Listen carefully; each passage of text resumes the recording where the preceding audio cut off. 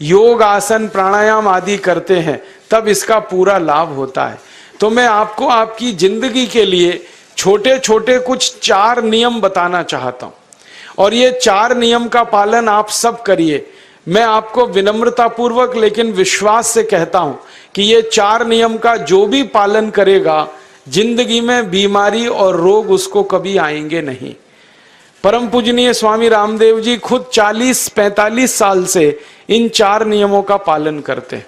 आप भी अगर ये पालन करेंगे तो बहुत अच्छा होगा। मैं भी करता हूं मेरे जीवन में।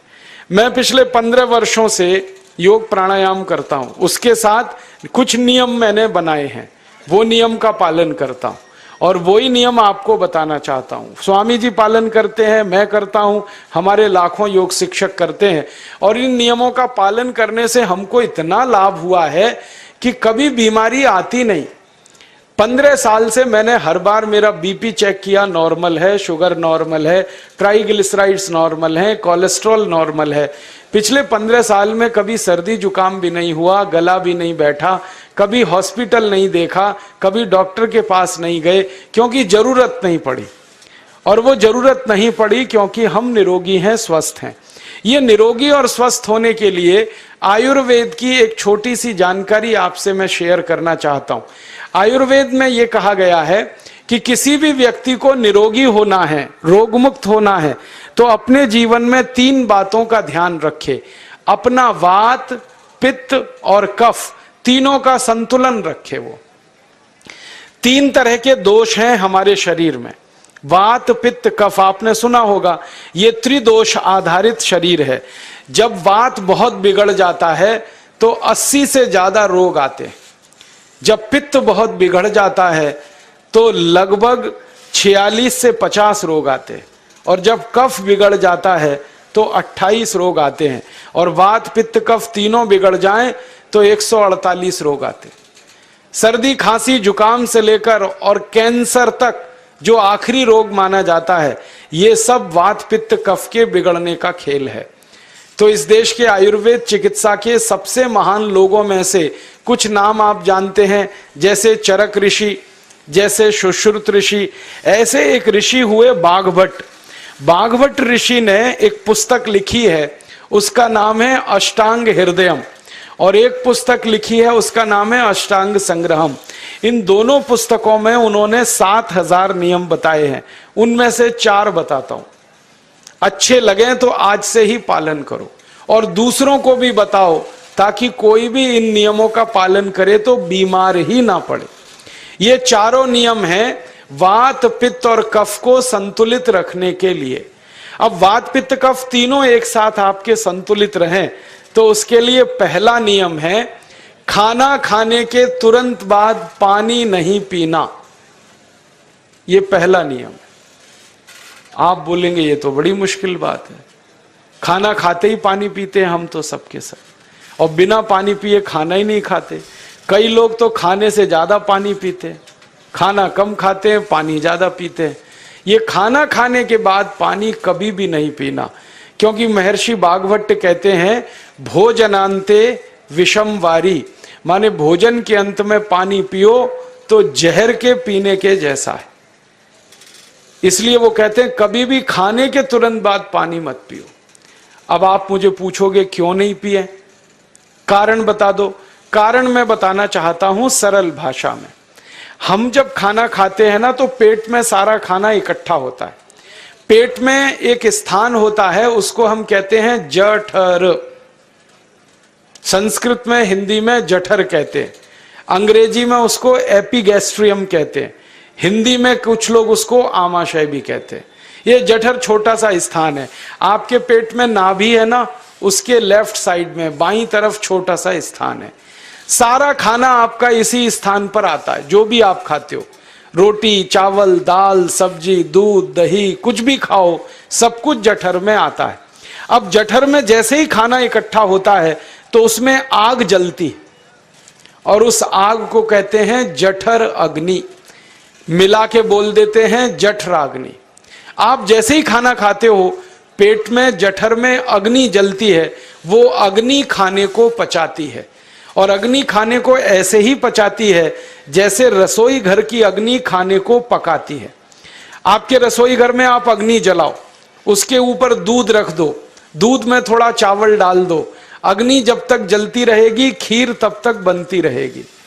आप घर में अग्नि जलाओ, उसके ऊपर पानी रख दो, उसमें दाल डाल दो, दाल की पकने की क्रिया तब तक चलेगी जब तक अग्नि जलेगी। ऐसे ही पेट में होता है, जैसे ही आपने खाना खाया पेट में अग्नि जलती है, और जब तक अग्नि जलती है तो खाने के पचने की क्रिया चलती है। जैसे रसोई घर में खाना पकाते हैं वैसे ही पेट में भी खाना पकता है, इसी को हम पचने की क्रिया कहते हैं, अंग्रेजी में उसको डाइजेशन कह देते हैं। तो आपने खाना खाया, पेट में अग्नि जल गई, अब वो खाने को हजम करेगी, पचाएगी। अब मुझे एक प्रश्न का उत्तर दो आप, कि जैसे ही आपने खाना खाया पेट में अग्नि जल गई और वो खाने को पचा रही है, तुरंत आपने गट गट गट गट पानी पी लिया और खूब ठंडा पानी पी लिया, बर्फ मिलाया हुआ पानी पी लिया, फ्रिज का पानी पी लिया, क्या होने वाला है? अग्नि जलेगी कि बुझेगी? अग्नि के ऊपर पानी डालो तो अग्नि और पानी की दोस्ती नहीं है, दुश्मनी है। पानी अग्नि को बुझा देता है। तो आपने खाना खाया, अग्नि जली, पीछे से गटगट पानी पी लिया, अब अग्नि शांत हो गई, अब खाना पचेगा नहीं, तो वो पेट में पड़ा पड़ा सड़ेगा, और सड़ा हुआ खाना 100 से ज्यादा विष पैदा करेगा, और वो 100 विष आपकी जिंदगी को नरक बना देंगे और जिंदगी भर आप बीमार पड़े रहेंगे। आपको मालूम है, कई लोग कहते हैं मुझे पेट में बहुत गैस बनती है। ये गैस उन्हीं को बनती है जिनका खाना हजम नहीं होता। कोई लोग कहते हैं कि मुझे पेट में जलन होती है, ये जलन उन्हीं को होती है जिनका खाना पचता नहीं। कोई कहते हैं कि मेरे पेट में एकदम गुम हो जाता है, फूल जाता है, ये सब वो लक्षण हैं जब खाना पचता नहीं। तो खाना पचेगा नहीं तो सड़ेगा, सड़ेगा तो विष पैदा करेगा, और वो विष आपको बीमार करेंगे। इसलिए महर्षि भागवत ने कहा, खाना खाते ही पानी मत पियो। समझ में आया? फिर आप बोलोगे कितनी देर तक नहीं पिए? कम से कम 1 घंटे तक। 1 घंटे बाद पानी पियो। आप बोलोगे जी 1 घंटा क्यों? ये जो अग्नि जलने की क्रिया है ये लगभग 1 घंटे तक ही चलती है पेट में, उसके बाद अग्नि अपने आप शांत हो जाती है, उसके बाद पानी पी लो। तो खाना अगर 10 बजे खाया तो 11 बजे पानी पियो, 11 बजे खाया तो 12 बजे पियो, 12 बजे खाया तो 1 बजे पियो, 1 घंटे बाद पानी पियो। अब आपके मन में यह सवाल आ सकता है कि खाना खाने के पहले पी लें क्या? हाँ पी लो, 40 मिनट पहले पेट भर के पानी पी लो। 10 बजे खाना खाना है, 9:20 पे खूब पानी पी लो, जितना पी सकते हो। 11 बजे खाना खाना है, 10:20 पे पी लो, खूब पानी पी लो, 40 मिनट पहले। आप और एक सवाल पूछ सकते हो कि अच्छा ठीक है, खाने के बाद पानी तो नहीं पिएंगे, कुछ और पी सकते हैं क्या पानी को छोड़कर? तो उसके लिए भागवत जी कहते हैं कि खाने के तुरंत बाद अगर पीना है तो दही की लस्सी पियो, मट्ठा। खाने के बाद अगर तुरंत पीना है तो फलों का रस पियो, गन्ने का रस पी लो, संतरे का रस पी लो, मौसमी का रस पी लो, अनार का रस पी लो। अब आप कहोगे ये सब महंगी महंगी चीजें बता रहे हैं, गन्ने का रस, संतरे का रस, अनार का रस, पैसे तो है नहीं। तो सबसे सस्ता रस है नींबू का ही रस पी लो, शिकंजी बना के पी लो, वो तो सबसे सस्ता है। तो खाना खाने के बाद या तो दही की लस्सी पियो या रस पियो। और एक तीसरी चीज है, दूध पी सकते। तो खाने के तुरंत बाद पीना है तो दही की लस्सी या मट्ठा, खाने के तुरंत बाद पीना है तो कोई फल का रस, खाने के तुरंत बाद पीना है तो दूध। पानी 1 घंटे बाद पियो। और अगर एक बात ध्यान रखो तो अच्छा है कि सवेरे खाना खाते हैं जिसको हम ब्रेकफास्ट कहते हैं, नाश्ता, तो फलों का रस पीना अच्छा, दोपहर को खाना खाएं तो लस्सी और मट्ठा पीना अच्छा, और रात का खाना खाएं तो दूध पीना अच्छा। जो लोग इस नियम का पालन कर सकते हैं जिंदगी में कभी भी 80 रोग उनको नहीं हो सकते। वात पित्त कफ तीनों ही इस एक छोटे से नियम से संतुलित रहते हैं। तो ये पहला नियम मैंने आपसे कहा। दूसरा नियम एक और है, और वो नियम ये है कि पानी कभी भी पियो, घूट घूट भर के पियो। जैसे गरम चाय पीते हैं, गरम कॉफी पीते हैं, गरम दूध पीते हैं, एक एक घूट भर के, एक एक सिप करके, ऐसे ही पानी पीने की आदत डालो। ये मुंह में एक बार गिलास लगा लिया, गटागट उसको खाली कर दिया, ये तरीका गड़बड़ है। एक घूट पानी, दो घूट पानी एक बार में उतना ही पियो। आप बोलोगे ये क्या चक्कर है? बात ऐसी है कि एक एक घूट पानी जब हम पीते हैं तो मुंह की लार पानी के साथ मिलकर पेट में अंदर जाती है, और ये जो मुंह की लार होती है ये क्षारीय होती है, और पेट में हमेशा अम्ल बनता रहता है। तो एक घूट पानी पिया, मुंह की लार इसके साथ अंदर गई, दो घूट पिया और ज्यादा गई, बार बार लार अंदर जाएगी तो क्षार पदार्थ पेट के अम्ल के साथ मिलेगा। पेट में अम्ल बनता है, मुंह में लार क्षारीय होती है। तो ये क्षार को अम्ल में मिला दिया जाए और ये अच्छे तरीके से मिलकर पेट में जाए तो कभी भी कोई व्यक्ति के पेट को अम्लता नहीं होती, एसिडिटी नहीं होती। और पेट में अम्लता नहीं होती तो रक्त में अम्लता नहीं होती, और जिनके रक्त में अम्लता नहीं होती उनकी जिंदगी में कभी भी वात पित्त कफ के असंतुलन की स्थिति पैदा नहीं होती। इसलिए पानी घूट घूट करके पीना। मैं आपको एक छोटा सा मेरा ऑब्जर्वेशन बताता हूं, परीक्षण। आप भारत देश में या दुनिया में कहीं भी जाओ, मनुष्य को छोड़कर पशु पक्षियों को देखना शुरू करो, वो पानी कैसे पीते। किसी चिड़िया को पानी पीते हुए देखो, किसी पक्षी को पानी पीते हुए देखो, वो चोंच के एक बूंद ही के बराबर ही पानी उठाता है। एक बार में एक बूंद पानी लेगा, फिर थोड़ी देर चोंच चलाएगा, फिर पिएगा, फिर दूसरी बूंद लेगा, फिर चोंच चलाएगा, फिर पिएगा, फिर तीसरी बूंद। एक एक बूंद पक्षी पानी पीता है। कुत्ते को पानी पीते हुए देखो, चाट चाट के पानी पीता है। शेर को पानी पीते हुए देखो, चाट चाट के पानी पीता है। जितने जानवर चाट कर पानी पीते हैं, जितने पक्षी एक एक घूंट पानी पीते हैं, किसी भी पक्षी और किसी भी जानवर को डायबिटीज नहीं है, किसी को अर्थराइटिस नहीं है, कोई पक्षी ओवरवेट नहीं है, कोई पशु ओवरवेट नहीं है। वो सब स्लिम और ट्रिम हैं, क्योंकि वो इतने होशियार हैं कि पानी चाट के पीते हैं या घूट घूट करके पीते। अब मुझे ये हैरानी होती है कि ये पशु पक्षियों को कौन सिखाता है? वो अपने जन्म से ये ज्ञान सीख के आते हैं। उनका कोई गुरु नहीं है, उनका कोई विद्यालय नहीं है, उनके कोई प्रशिक्षण शिविर नहीं लगते, फिर भी उनको इतनी अकल है कि पानी घूट घूट पीना। और हम ये मनुष्य जिनके इतने गुरु, इतने विद्यालय, इतने कॉलेज, सीखने वाले, सिखाने वाले, और हम मूर्खों के मूर्ख गटागट गटागट पानी पीते रहते। तो पानी पीने का तरीका बदल दो, घूट घूट भर के पानी पियो। ये दूसरा नियम है।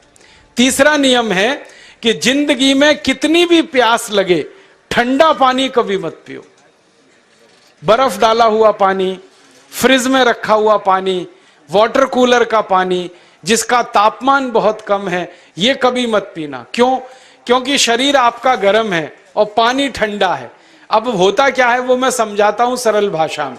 पेट तो गर्म है, अब इसमें ठंडा पानी डाल दिया आपने, तो अंदर झगड़ा होता है। और झगड़ा क्या होता है? या तो पानी पेट को ठंडा करेगा या पेट पानी को गर्म करेगा। अगर पानी ने पेट को ठंडा कर दिया तो पेट के ठंडा होते ही हृदय ठंडा होता है, हृदय के ठंडा होते ही मस्तिष्क ठंडा होता है, मस्तिष्क के ठंडा होते ही आदमी ठंडा होता है, और आदमी ठंडा होते ही राम नाम सत्य होती है। आपको मालूम है, जब शरीर ठंडा पड़ जाता है तो घर में भी नहीं रखते, निकाल के बाहर सड़क पे रख देते। जो घर आपने बनाया अपनी मेहनत से, शरीर के ठंडा पड़ते ही निकाल बाहर करते हैं उस घर में से, और फिर चिल्लाने लगते हैं, लेके जाओ, जल्दी लेके जाओ, इसको जला के आओ। माने ठंडे शरीर की इज्जत नहीं है। तो ठंडा पानी क्यों पी रहे हो भाई? बंद कर दो। कोई जानवर ठंडा पानी नहीं पीता, कोई पक्षी नहीं पीता। तो आप ये ठंडा पानी पीना बंद करो, सादा पानी पीना शुरू करो। और गर्मी के दिनों में बहुत अगर आपको तकलीफ है तो मिट्टी के घड़े का पानी पी लेना, फ्रिज का और बर्फ का नहीं पीना। ये तीसरा नियम है।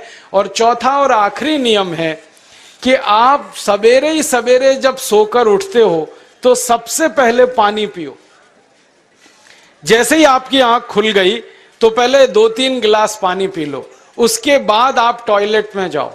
उठते ही पानी पियोगे तो 2 फायदे हैं। पहला फायदा यह है कि पानी पेट में जाकर बड़ी आंत को साफ करता है, और जैसे ही बड़ी आंत की सफाई होगी पेट पे दबाव पड़ेगा और आप संडास घर में जाएंगे, 2-3 मिनट में पेट आपका साफ हो जाएगा। जिनका पेट सुबह एक बार में साफ हो जाता है उनकी जिंदगी में कभी रोग नहीं आता। इसलिए सुबह सुबह उठते ही पेट साफ होना जरूरी है। और उठते ही पानी पियोगे तो मुंह की जो लार है वो पानी के साथ मिलकर अंदर जाएगी। सुबह पेट में एसिड की मात्रा ज्यादा होती है, इसलिए लार का पेट में जाना बहुत जरूरी है। इसलिए सुबह उठते ही पानी पीना बहुत जरूरी है। ये 4 नियम हैं आयुर्वेद के। पहला नियम, खाना खाने के 1 घंटे बाद पानी पीना। दूसरा नियम, पानी को हमेशा घूट घूट भर के पीना। तीसरा नियम, कभी भी जिंदगी में ठंडा पानी नहीं पीना। और चौथा और आखिरी नियम, सवेरे उठते ही सबसे पहले पानी पीना। 4 नियमों का पालन जो भी अपने जीवन में कर सकता है वो वात पित्त कफ तीनों को संतुलित रख सकता है। और जिसका वात पित्त कफ संतुलित है उसके जीवन में बीमारी नहीं आती है। और जो बीमार नहीं पड़ते हैं वो स्वस्थ और तंदुरुस्त और सुखी रहते हैं। उनकी जिंदगी का खर्चा कम होता है और देश का भी बहुत सारा पैसा बचता है। आपको शायद मालूम है या नहीं, 1 साल में हम जब बीमार पड़ जाते हैं भारतवासी तो साल का करीब 6 लाख करोड़ रुपया हमारा खर्च हो जाता है उन बीमारियों का इलाज करने में। इसलिए इतना पैसा फालतू में हम खर्च करें हर साल 6 लाख करोड़, ये बहुत बड़ी रकम है। इससे बेहतर यह है कि हम बीमार ही नहीं पड़ें और स्वस्थ रहें, सुखी रहें। और ये 6 लाख करोड़ का जो खर्चा हम करते हैं बीमार पड़ने पर, अक्सर ये एलोपैथी की दवाएं खाने में खर्च होता है।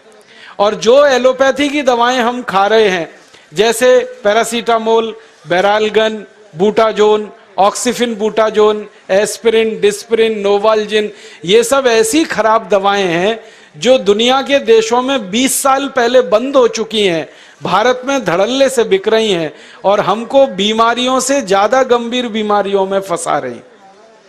ज्यादातर दवाएं जो आप खाते हो वो किडनी खराब कर देती हैं, लीवर खराब कर देती हैं, आंतों में घाव कर देती हैं, विकलांगता आ जाती है, पैरालिसिस हो जाता है, ब्रेन हेमरेज हो जाता है, हार्ट अटैक आ जाता है। दुनिया में लगभग इस समय 84,000 दवाएं बिकती हैं और आपको सुनकर हैरानी होगी उनमें से मात्र 117 दवाएं हैं जो काम की हैं, बाकी सब बेकार की दवाएं हैं। उन बेकार की दवाओं को खाकर हम 6 लाख करोड़ खर्च करते हैं। ये बहुत दुख और अफसोस की बात है। और ये 6 लाख करोड़ का खर्चा समाज के वो लोग करते हैं जिनको जिंदगी में हर समय अपना आर्थिक स्थिति को देख के चलना पड़ता है, जिनकी आमदनी बहुत नहीं है, जिनके घर में आमदनी के बहुत ज्यादा साधन नहीं है, उनको ये पैसा खर्च करना पड़ता है। तो कई बार क्या होता है, किसी का घर बिक जाता है, किसी का खेत बिक जाता है, किसी के घर के गहने गिरवी रख जाते हैं, किसी को कर्ज लेना पड़ जाता है, किसी को कर्ज लेकर दोबारा कर्ज लेना पड़ जाता है। मैंने इस हिंदुस्तान में पिछले 15 साल के प्रवास में देखा कि गांव-गांव के गरीब किसान कर्ज ले लेकर ये महंगी दवाएं खाकर इलाज करते हैं, डॉक्टरों को पैसा देते हैं, दवा कंपनियों को देते हैं, और वो पैसा फिर इस देश में से दूसरे देश में चला जाता है, क्योंकि अक्सर ये दवाएं बनाने वाली कंपनियां विदेशी होती हैं। तो हम 6 लाख करोड़ खर्च करें अपने खून पसीने की कमाई का, उससे अच्छा ये है बीमार ही ना पड़ें, दवा खाने की जरूरत ही ना पड़े, तो हम सुखी रहें, स्वस्थ रहें। तो योग प्राणायाम करें, 4 नियमों का जीवन में पालन करें, बहुत आसान है आपके लिए।